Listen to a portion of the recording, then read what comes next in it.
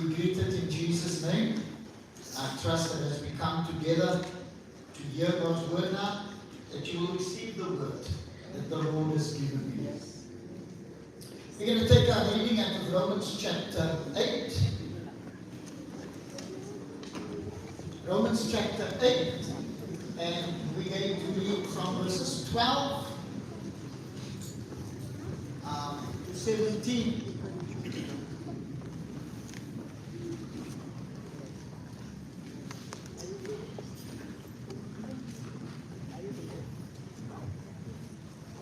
Now, Paul, when he writes this, you must understand that writing this comes from a point where he's doing equipping the Romans. So he says, therefore, brothers and sisters, we have an obligation. You see that word? We have an obligation. But it is not to the flesh to live according to the flesh. For if you live according to the flesh, you will die. But if by the Spirit you put to death the misdeeds of the body, you will live.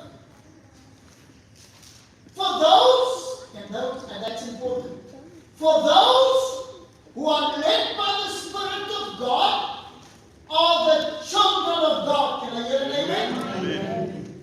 The Spirit you receive, important, does not make you slaves so that you live in fear again. Rather, the Spirit you receive brought about your adoption to what? Sonship. And by Him we cry, what? Abba, Father. The Spirit Himself testified that our spirit that we are God's children.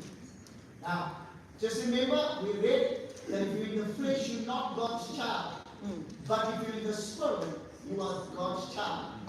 Now, if we are children, then we are heirs. Heirs of God and co-heirs with Christ. That's deep. That's deep. How do we then live as paupers if we are heirs and co-heirs with Christ? It's important. Because if we are children of God through the Spirit, there should be absolute provision at all times. Amen. In terms of prosperity. Amen. And now we're not talking prosperity of money only, in every area of life. If indeed we share in His sufferings, and that's important to get again, in order that we may also share in His glory. Yo, I want to really ask that God would give us grace, that we would experience this morning a new sense of understanding who we are. This is not about anything else but who we are. Hence I've entitled my sermon, the experience of God in you, spirit man. The experience of God in you, spirit man. Now, I want us to understand that we have been designed by God to be guided by God. So I'm going to call Oswald, Donnie, and Russell, please, to come quickly on the stage.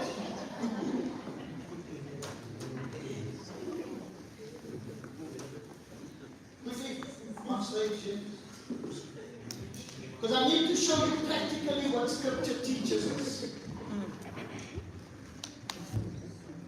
That's weer kan elkaar so bietjie. Nie so veel. Alright. This is body. This is soul.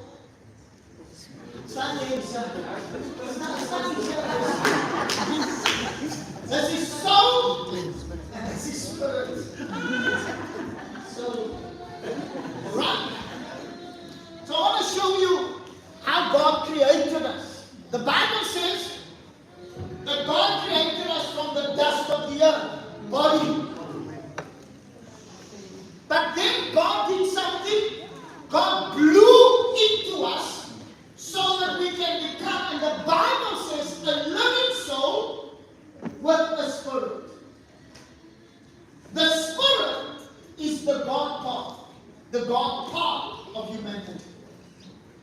The soul is where God begins to deal with us in emotions, where God deals with us with conscience. And this is actually, no, now I must rectify myself. If you're without Christ, you have no conscience. You must hear me now. If you're without Christ, you have no conscience. Because spirit man makes you aware. And this is why, as soul, even if you murder, it means nothing. Alright? Now, I said in the teaching that I did at a funeral, I did a teaching, where I said, body can never do anything without putting its request to soul. But soul cannot move until it gets permission from spirit. You must hear me. But if body and soul has not accepted Christ, then spirit is dead. In other words, you cannot move. So you keep on doing what you want to do and live without it, because here is conscience. When you come to Christ, you begin to live out of the Spirit, so that you do not want fulfill the desires of the flesh. Now this over here, you and me sitting here, this is just, and I'm going to tell you a little while why we've got a body. Because we don't know why we've got a body. We just think we're living. But body over here is actually nothing. It's just the host of the real you. And the real you is only experienced when you come to Christ. Come on. Spirit comes alive. Right? So, when we sit and we begin to think, and kan ek maar vir julle gebruik hierdie hele sin?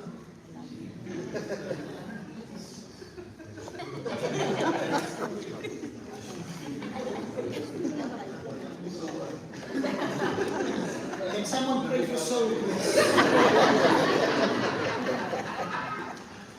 We need to examine ourselves. So we go back to Romans 8:14, and it says the following. If anyone,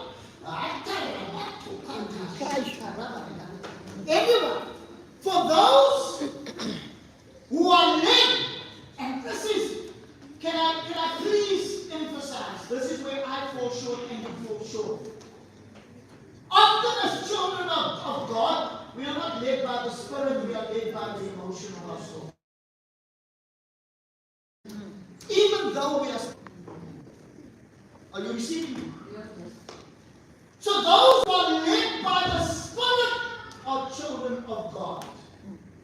And now we have to ask. Romans 8:16. What does it say? For the Spirit itself. Where's 16? Next verse. For the Spirit himself testifies with our spirit that we are God's children. So there is a testament. And some of you are going to hear me this morning. And then I've got this awesome verse that's in the Old Testament. Proverbs chapter 20, verse 27. Right? The Spirit, now you must take this to heart, please. The spirit of a person is the lamp of God, searching all the innermost parts of his being. Please take that down. The human spirit is the lamp of the Lord that sheds light on the one's inmost being. This is the most amazing passage in Scripture that I encountered. That means that God enlightens the Spirit, and the enlightenment of the Spirit leads to instruction. Now please, if you're led by the Spirit, you will allow the Holy Spirit to instruct you in the things of God. And the instruction that you get makes, remember what God teaches us? Jesus says, you are the light of the world. The light of the world shines from your spirit man into your soul. That needs to obey spirit man, and body reflects that light. That's what is body. So body reflects that light. In other words, in a world where everybody wants physical evidence of who we really are, I want you to understand that God doesn't work the way man wants him to work. That's why, and we said it this morning, God operates by faith, and faith comes from the innermost part of a man called spirit. I want you then to go with me. That the man's spirit, if it's the lamp of God, and it shines through soul and body, makes the manifestation thereof, then you've got to understand that when you come to Christ, that you are an eternal spirit. And this is what I want to just lay with you this morning. Lay with you. Please hear me. I want you to understand the following. That when you go to bed and sleep, your spirit is still awake.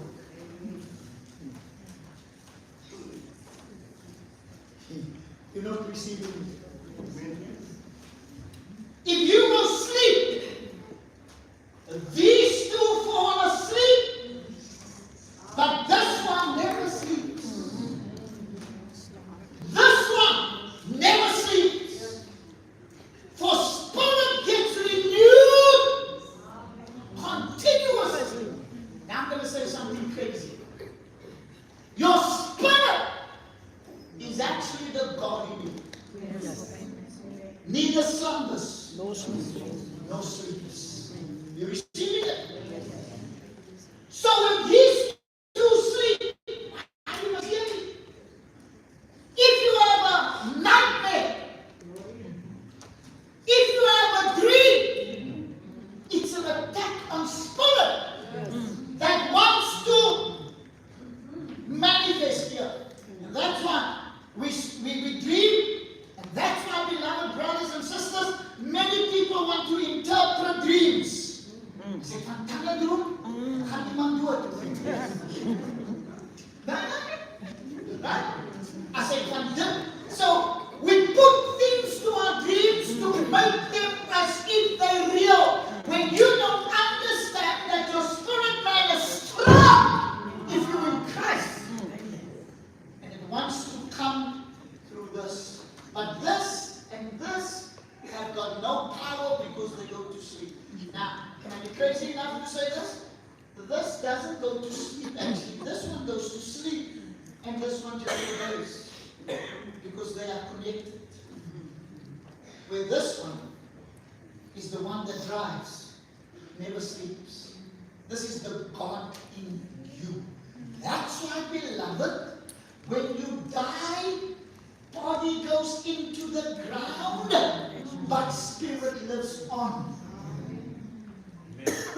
I must not hear me now. And soul will give an account of what it's done with the instructions of spirit. Yeah. This is the part that will stand in judgment. Yeah. Yeah. This is the part that will testify on the day of judgment. Enter or go away. Now the church don't teach us these things. Because we only think that, and that's why I want to bring it to you this morning, that understanding must come into your spirit. That your spirit is from eternity to eternity. Spirit never dies. Spirit has never died. You know what? Spirit is only in limbo until of light. So, that's why Paul could write and say what? Absent from the body is to be present with the Lord. And we don't know why Paul might have said that. Yes, I do know. Paul was saying that immediately you close your eyes, you with the Savior. Jy gaan wag. Jy gaan wag for judgment. So there's a whole controversy. Whole controversy. Where does the soul go when it dies? Can I tell you? It cannot go into heaven. Because heaven will only be a place manifested when He comes. It goes into a place what we call rest. And this is where I don't want to get Jehovah's Witness theology into the church, but this is where they go into paradise. And please, if you don't understand me, I can't even go there because it's going to be a teaching for 7 or 8 weeks. I'm just going to say this. That's why Paul would tell you, every day, spirit gets renewed. So that soul can operate in the newness of that function and be exhibited through body. It's a man's spirit that makes you a new creation. Amen. Can I now say this? If you come to Christ, then this happens. All things have passed away. All things have passed away. Everything becomes new. Because you've always lived under the soul. Because your soul allows you to gratify its pleasures.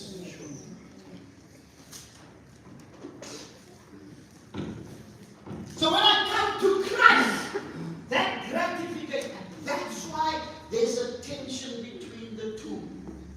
All right, the good I want to do, I don't do. But the bad I don't want to do, I do. It's the tension between the two that is pulling us apart, because soul doesn't want to come in alignment with spirit. It still desires its own way. But if a man is in Christ, then soul has no other obligation but to obey spirit, because all things have become new. The all things that have become new enables soul to respond to the command of spirit to go and do as God requires. That's why man is an eternal spirit. Man is an eternal spirit. Man's spirit. And that's why now we can say this. If an unbeliever dies, soul also goes. But spirit will also give an account, because you never allowed it to come alive. That's why there will be a rejection of who you are. We have this debate, beloved. We have this debate. That if spirit has come alive through repentance, can it ever lose its salvation?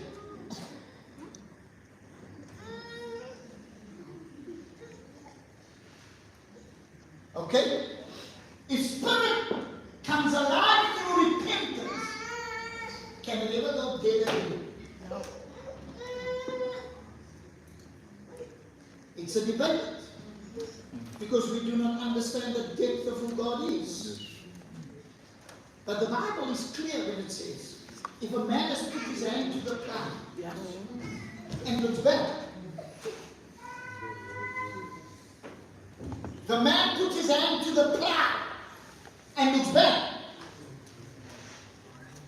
there's no repentance. Yeah, come on. I'm going to say this to be crazy. If you've come to the Lord in repentance and you backslide, can I be brave enough to say you've never come to repentance? Because if you're in the spirit and living the life, why desire to go back here? Where death rules and reigns. So I literally want to take this. If you've come to the Lord and you live after the Lord, then you maybe never come to the Lord. You've come to the Lord emotionally, but not spiritually. Because if there's a spirit reason that you came to repentance, you will never ever desire Egypt. Yes. Yeah. You will never desire Egypt. Because Canaan is the land overflowing with milk and honey. Yes. And so the eternal spirit of a man, there's some things that I want to say over there. That's why, beloved, God says, let's make man in our image, our likeness. That's why they can rule. This was before the fall. Calvary gave us back this authority. Alright? Calvary gave us back that authority. Second passage of scripture that I need you to understand is that spirit man and soul, that's why there's a tension, because they live together. 1 Thessalonians 5:23, they live together. May God himself, the God of peace, sanctify you through and through. May your whole spirit, soul and body be kept blameless at the coming of our Lord. That's, you must now hear, keep that text up, because it says, may your whole, your spirit, when it's become regenerated through repentance, will bring the blessing of regeneration over to soul, and that regeneration affects body, and all three of them will be blameless until the coming of the Lord. Yeah. That's why when God, Jesus encounters the woman at the well in John 4, what was his first encouragement to her? He says, God is spirit, and his worshippers must worship in spirit and in truth. What is truth? Truth is in terms of our understanding reality. No, I hope you enjoy what I'm teaching you this morning. Now, can I say this? When you worship out of soul, you worship with emotion. You worship with emotion, and please don't get me wrong. When you cry over here, it's a I feel sorry for you. In worship. When you cry over here in worship, it's a thankfulness and a gratefulness that comes from a place that you can't even express. So your words becomes an outflow of tears. And it's based on spirit and not emotion. Hierdie ene wat altyd vir jou verlei. Is dit verlei? Kan ek aan nie? Is dit verlei? But soul misleads, because soul will show you the fake so that you can't encounter the real. So, there's nothing wrong in reading, but you have to understand that in the spirit realm, there's a discernment of your reading. Is it out of the spirit man that brings? Now, can I say this? Can I say this? Can I say this? When you read out of your spirit man, it brings healing. Come on, amen. Yes. But when you read out of soul, you remain sick. Oh, yes, yes. You remain despondent, you remain depressed, you remain, but over here, that's why, beloved, spirit never ever speaks the language of negativity. It speaks the language of gratefulness. Yes, yes. That in the midst of fear, I still speak peace. Yes. I had to say to someone recently, oh man, stop confessing your sickness. Stop confessing your healing, even though you don't see it. Yes. That's what spirit man does. Spirit man always sees the best, because it only has the best. Yes. Never looks on the dark side of life.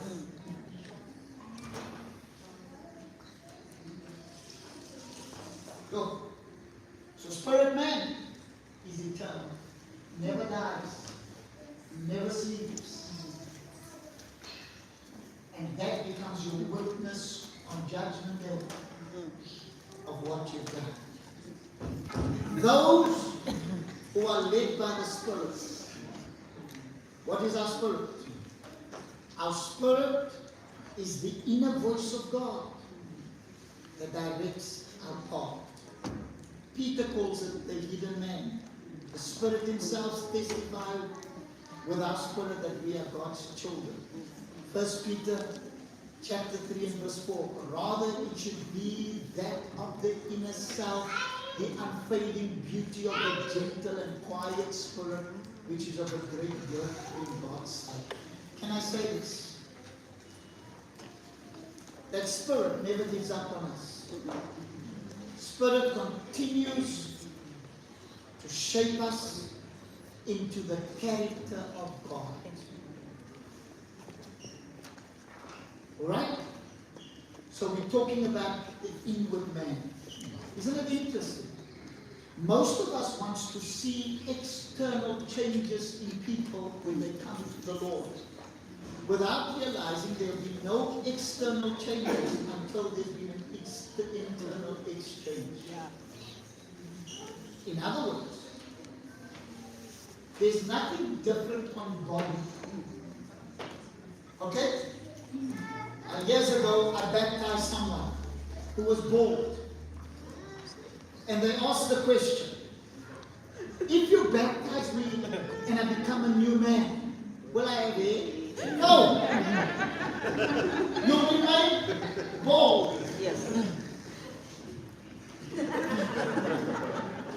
Alright? But what you don't understand is that when you come and become that new creation, what is our spirit? Then this have an effect on this. So that over here, the greeting becomes different. The eyesight becomes different. The speech becomes different. The walk becomes different. Now, before I came to Christ, are you aware? Now that I'm in Christ and Spirit against me, isn't it interesting? The term that you now speak to me, instead of saying to me, Jacob, you now call me brother. You now call me sister. And we now have a mutual respect for each other. To the point that everyone can see externally that you have been changed. Because your walk is not different. When you were quick to get angry, which the pastor must have learned, because I'm being renewed day by day. Over here, when I was quick to get angry, so I said, Jacob! And I pick up something in my throat. Now that I love, I begin to exercise through spirit into soul the fruit of the spirit called patience. It's not body doing it. It's soul living in body through spirit that allows me now to live by the fruit of the spirit. Gentleness, kindness, meekness. Long suffering. Come on. Those are the fruit of the spirit that is exercised because of you. You cannot exercise the fruit of the spirit if the spirit isn't alive in you. You only exercise it when and this, when spirit becomes infectious to soul. These are the two main ones. When spirit becomes, so when soul resists spirit, it cannot do anything over here. And that's why, beloved brothers and sisters, my fourth point is, you must become spirit conscious. 1 Thessalonians again, and the very God of peace sanctify you wholly, through and through. May your whole spirit, you must become spirit conscious. In other words, start living from the inside. Whatever we do, we now have to say, God, is it you or is it me? Why the question me? Because soul and spirit is so close to each other. Because you must remember, the fight between the two of them. Who's in charge? Can you imagine that someone was in charge of your life for 40 years? And now you make the change by saying, Spirit, you take over. And soul doesn't know how to respect the response that comes from soul. It's difficult. Difficult. When you used to do things your way, you now have to do it Spirit way. Come on.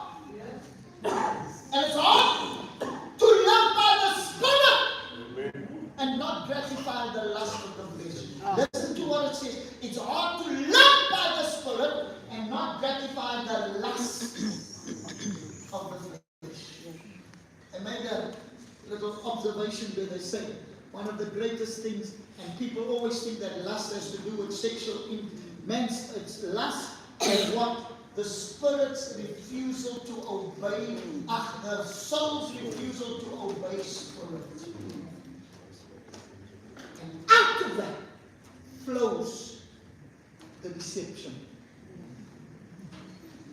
So become Spirit conscious.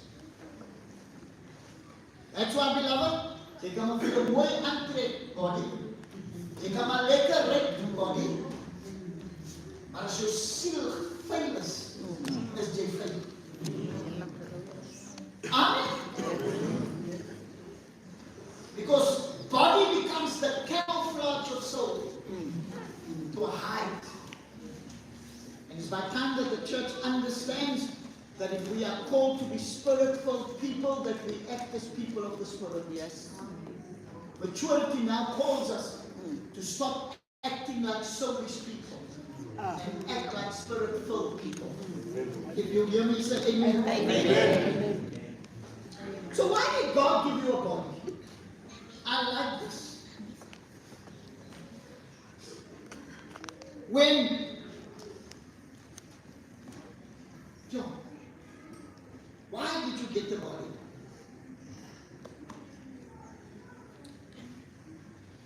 When Jesus resurrected, you know, he appeared to the disciples. Thomas wasn't there.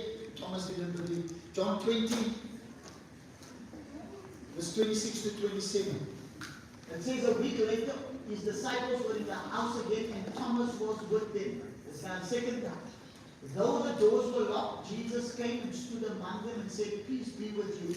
Then he said to Thomas, "Put your finger here, see my hand, reach out your hand and put it in my side, and stop doubting and believe." Why body? Body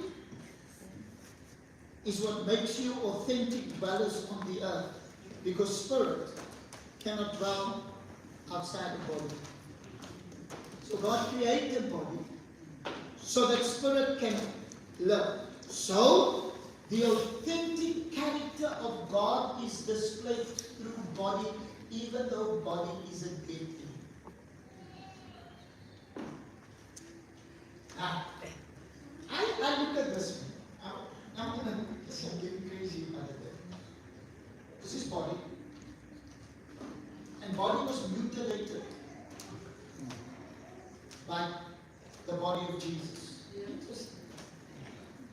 I want to make a statement that I cannot, but in my thinking and in my studying, I'm beginning to say this.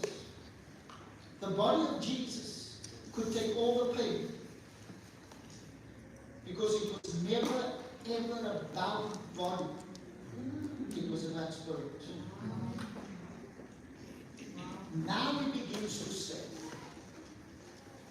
I could take all the pain in my body. Because come on, man, to be lashed like that, crown of thorns on your head, pierced here in your side, nobody can love. Nobody can love. But he took it. Because at that point, body was subject to spirit, not to soul. Now you must see, this is the move now. The move then came, that body became subject to spirit, and spirit within body, bypassing soul, was deeper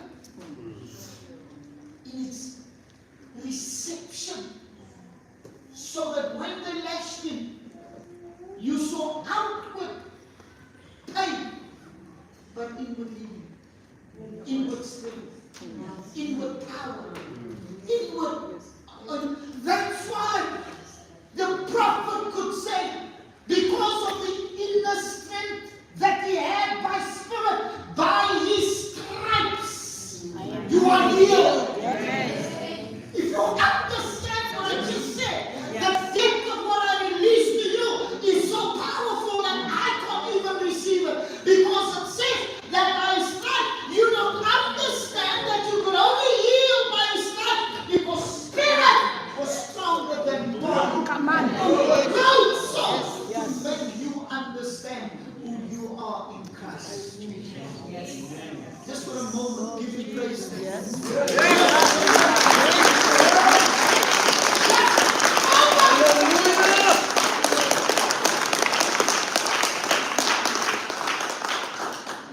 That's why he could take the crown. That's why he could take. You must understand that the pain he suffered was not external pain. It was the pain of the internal power that he brought out and said, I can do all things through the Christ who strengthens me. If it had been so, he would be dead before he even got to the cross. If it had to be so, he would be dead before he got to the cross. And there will be no resurrection of a new body. That's why he could say, put your hands. Because I have the external scars. I have the external scars. But internally, that's why, beloved brothers and sisters, the attack on our lives must never be seen. I wish we could come to a point, and I'm saying this to myself this morning, I'm preaching to myself. I wish we would come to a point where we say to this old body, God, can't you bypass soul for us? So that we can be empowered with spirit. So that when we get attacked, when we lose a loved one, the pain isn't internal. The victory and the healing is internal. Even though there's an expression external. That's why I say to you, that's when you worship out of. Can I now make another statement? When you begin to worship in spirit and in truth, you literally bypass soul, so that the reflection can be in mind. You don't lift your hands because you want to lift your hands. Can I say that some of us sitting in this house that cannot even lift our hands and can't even put our hands together, you must get an encounter with the living Spirit of God, so that it can move you into a deeper understanding of who God is. I conclude.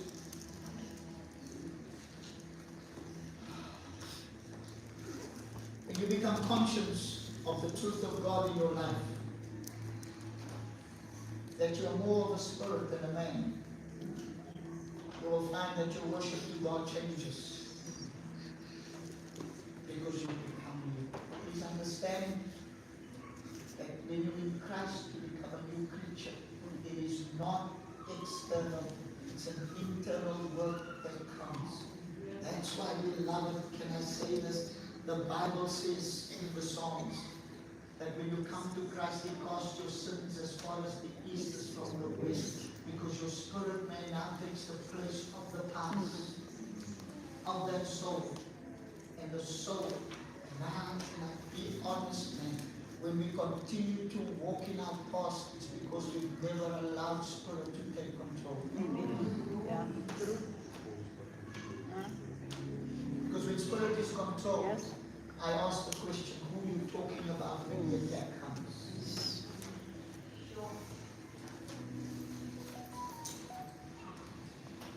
This word is meant to empower you, that you will understand. I conclude by saying, never forget, this is the God in you, who never slumbers, nor sleeps. met a man, and I didn't understand what he was teaching me. Senior guy, old me. And he would say to me, he would go to sleep at night and God would transport him to another country. And as God transports him to another country, he begins to preach in the language of that country. And they would come to salvation. Yes.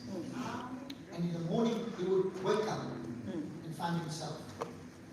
I said to him, he says, when you understand, which I didn't as I begin to do this, when you understand that even though this is sleeping, because it needs rest, interest, on the seventh day you will rest.